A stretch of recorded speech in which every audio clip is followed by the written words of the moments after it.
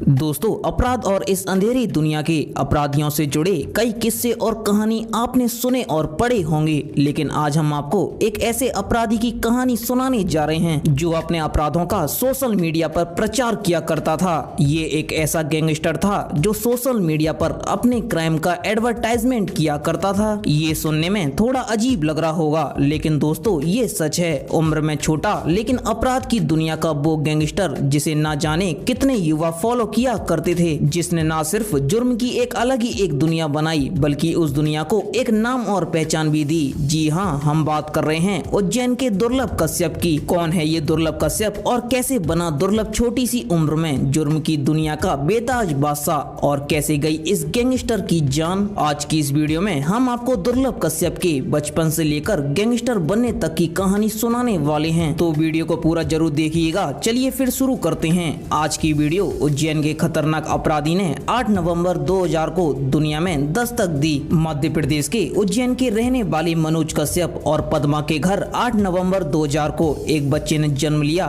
इस बच्चे का नाम रखा गया दुर्लभ। दुर्लभ का मतलब होता है दोस्तों ऐसी कोई चीज जो काफी मन्नतों के बाद मिली हो। इससे तो जाहिर होता है कि माता पिता इस बच्चे से काफी उम्मीद लगाए बैठे थे। दुर्लभ की माँ एक टीचर थी, जबकि उसके पिता भी एक वेल सेटल्ड थे। इस तरह दुर्लभ एक संपन्न परिवार में जन्मा था और माता पिता का लाडला भी था। और हर माँ बाप की तरह दुर्लभ के माँ बाप का भी ये सपना था कि वो बड़ा होकर डॉक्टर या इंजीनियर बने या कोई ऐसा काम करे ये दुर्लभ जो आज तक किसी ने ना किया हो। दुर्लभ को प्यार से कोहिनूर भी कहा जाता था। इस छोटे से कोहिनूर ने बचपन से ऐसे काम किए कि इसे किसी ने भी कोहिनूर कह के नहीं पुकारा और ये बन गया दुर्लभ कश्यप। दोस्तों, वो कहावत है ना कि पूत के पांव पाले में ही दिख जाते हैं। दुर्लभ का भविष्य भी उसके स्कूल के दिनों से ही साफ चमक रहा था, क्योंकि स्कूल के दिनों से ही दुर्लभ ने धीरे धीरे करके अपराध की दुनिया में अपनी पहचान बनाना शुरू कर दी थी। दुर्लभ अपने स्कूल के दिनों में अपने दोस्तों के झगड़ों को सुलझाया करता था। फिर उसने ये काम सीनियर्स के लिए भी किया और पूरे स्कूल में दुर्लभ एक नाम बन गया।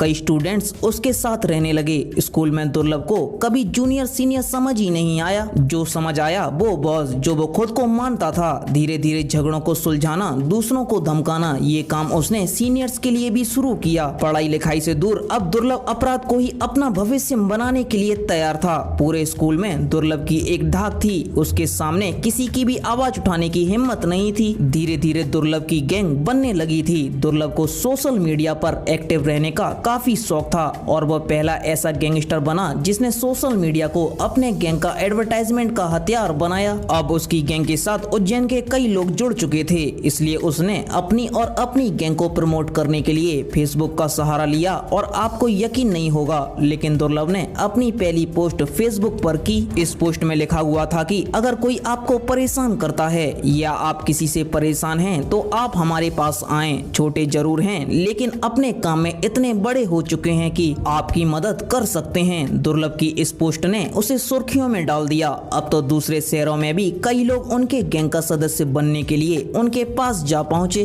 लेकिन दुर्लभ की गैंग में शामिल होना इतना भी आसान नहीं था, क्योंकि दुर्लभ सोशल मीडिया पर अपने जुर्मों का प्रचार करने के अलावा अपनी गैंग के लिए भी अलग था और उसने अपनी गैंग को बाकायदा एक ड्रेस कोड भी दिया हुआ था। दुर्लभ की गैंग में शामिल होने के लिए ड्रेस कोड था और माथे पर एक बड़ा सा लाल कलर का टीका और गले में गमछा और बाल बड़े बड़े। जब भी दुर्लभ की गैंग में कोई सदस्य आता तो पहले उसे ड्रेस कोड के हिसाब से तैयार किया जाता और फिर पूरे गैंग का फोटो खींचकर फेसबुक पर पोस्ट कर दिया जाता। हर एक नए सदस्य को इस तरह से इंट्रोड्यूस किया जाता। धीरे धीरे दुर्लभ के गुनाहों का खाता भरने लगा और उसके सदस्यों की संख्या भी बढ़ने लगी। वो हर रोज फेसबुक की पोस्ट के जरिए रंगदारी, हफ्ता वसूली, लूटपाट की सुपारी लिया करता। अब उसके गैंग में धीरे धीरे 100 से भी ज्यादा लड़के जुड़ चुके थे। दुर्लभ ने धीरे धीरे शहर में आतंक फैलाना शुरू कर दिया। उसके नाम से चाय वाले से लेकर बड़े बड़े बिजनेसमैन थर थर कांपते। आप अंदाजा लगा सकते हैं कि एक 17 साल के लड़के का इतना आतंक हो सकता है। जैसे जैसे दुर्लभ के अपराधों की किताब भरती रही, वैसे वैसे उसके दुश्मनों की संख्या भी बढ़ती रही। दुर्लभ कश्यप के अपराध दिन पे दिन बढ़ते जा रहे थे। वो रंगदारी, हफ्ता वसूली और लूटपाट सभी अपराध सोशल मीडिया के जरिए कर रहा था। और सोशल मीडिया के बारे में तो हम जानते ही हैं दोस्तों, कोई चीज ट्रेंड में है तो ऐसा हो ही नहीं सकता कि पुलिस उससे दूर रहे। दुर्लभ के सोशल मीडिया पर खुलेआम सुपारी सहित दूसरे अपराधों की वजह से कम उम्र के बच्चे भी उसके साथ जुड़ रहे थे। लिहाजा जब दुर्लभ की फेसबुक पोस्ट पुलिस तक पहुंची तो पुलिस के हाथ दुर्लभ के खिलाफ पुख्ता सबूत लग गया और पहले से भी दुर्लभ के खिलाफ काफी सारे मुकदमे थानों में रजिस्टर्ड थे। लिहाजा पुलिस ने दुर्लभ की गिरफ्तारी में बिल्कुल भी देरी नहीं की। आईपीएस सचिन अतुलकर उस समय उज्जैन के एसपी हुआ करते थे। उन्होंने दुर्लभ और उनकी गैंग के खिलाफ एक हिस्ट्री सीटर एक लिस्ट निकाली थी और साल 2018 में आईपीएस ऑफिसर सचिन अतुलकर ने एक ऑपरेशन के दौरान दुर्लभ और उसके गैंग के 23 लोगों को गिरफ्तार कर लिया, क्योंकि दुर्लभ उस समय नाबालिग था और उसे बालिग होने में कुछ दिन बाकी थे। इसलिए पुलिस ने उसे सीधे जेल नहीं भेजा, बल्कि पहले उसे बाल सुधार गृह में रखा गया। उसके साथ ही उसके गैंग के कई सदस्य जो भी नाबालिग थे उन्हें बाल सुधार गृह में रखा गया और जब दुर्लभ की उम्र 18 साल हो गई तो उसे जेल भेज दिया गया। दरअसल एक बार सचिन अतुलकर ने जेल में दुर्लभ से मुलाकात भी की और वो उससे स्लॉट में ले गए और उससे बात करने लगे। आईपीएस सचिन जानते थे कि दुर्लभ चाहे तो आसानी से बेल पर यहाँ से बाहर निकल सकता है, इसलिए उन्होंने दुर्लभ से कहा कि तेरे लिए जेल से बेहतर जगह कोई नहीं हो सकती। इतनी कम उम्र में इतने अपराध कर चुका है कि तेरे बाहर बहुत दुश्मन हो चुके हैं। बाहर निकलते ही तू किसी न किसी का शिकार जरूर हो जाएगा और दुश्मनी में पक्का मारा जाएगा, इसलिए तू जेल में रहे, तभी जिंदा बच पाएगा और तेरे लिए जेल से बढ़िया जगह कोई नहीं है। दरअसल आईपीएस ऑफिसर उसे बाहर का खौफ दिखाकर जेल में रखना चाहते थे ताकि वो बाहर जाकर फिर से आतंक ना फैला पाए और उनकी इस टेक्निक ने काम भी किया, क्योंकि दुर्लभ पर इस बात का गहरा असर पड़ा। उसको अपनी जान की भी चिंता होने लगी, इसलिए उसने करीब 1 साल तक जेल से बाहर जाने की सोची भी नहीं। लेकिन साल 2020 उसके लिए काल बन के आया। इस साल तक भारत में कोविड आ चुका था।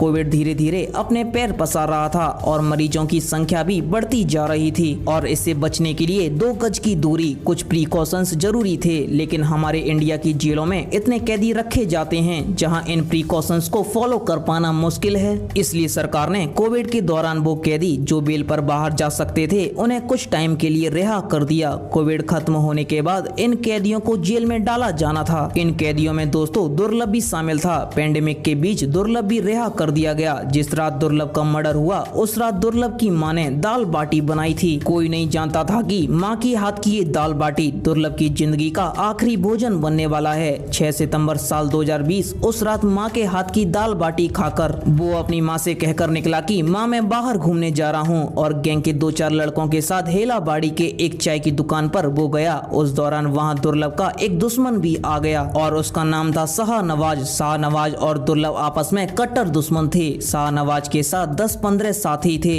और जबकि दुर्लभ के साथ केवल 4 ही लड़के थे। दोनों गैंग्स के बीच झगड़ा शुरू हो गया और शाहनवाज ने चाकू निकाल लिया और इधर दुर्लभ ने भी बंदूक निकाली और फायर कर दिया। दुर्लभ की फायर की गई गोली शाहनवाज के कंधे पर जा लगी, जिससे उसकी गैंग के सदस्य बौखला उठे और दुर्लभ को बुरी तरह से पीटने लगे। ये देख दुर्लभ के गैंग के सदस्य भाग खड़े हुए और शाहनवाज के गुरकोर ने दुर्लभ को चारों तरफ से घेर लिया और उसके ऊपर ताबड़तोड़ चाकू से 36 बार वार किया और उसकी हत्या कर डाली। दोस्तों दुर्लभ या दुर्लभ से जुड़ी ऐसी किसी भी कहानी को लेकर आपकी क्या राय है, हमें कमेंट सेक्शन में जरूर बताइएगा। आपको हमारी मेहनत अच्छी लगी हो तो इसे लाइक करके चैनल को सब्सक्राइब जरूर से कर लेना और बराबर वाले बेल आइकन को दबा लेना। मिलते हैं आपसे अगली वीडियो में। धन्यवाद।